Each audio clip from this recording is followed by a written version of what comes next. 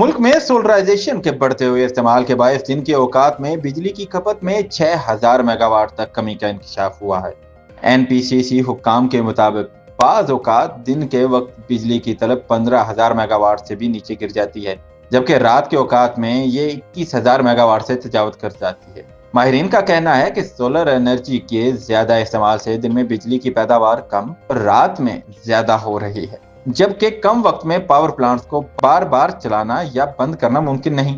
نیپرا کے حالیہ اجلاس میں بتایا گیا ہے کہ ایک ہی دن میں کھپت میں 6000 میگا واٹ کا فرق ریکارڈ کیا گیا۔ حکام کے مطابق بجلی کے نرخ زیادہ ہونے سے صنعتی شعبہ بھی متاثر ہوا ہے اور صنعتوں کی کھپت میں نمایاں کمی دیکھی جا رہی ہے۔ حکومت نے اس صورتحال سے نمٹنے کے لیے صنعتی صارفین کے لیے خصوصی پیکج دینے کا فیصلہ کیا ہے تاکہ معاشی سرگرمیوں میں تیزی لائی جا سکے۔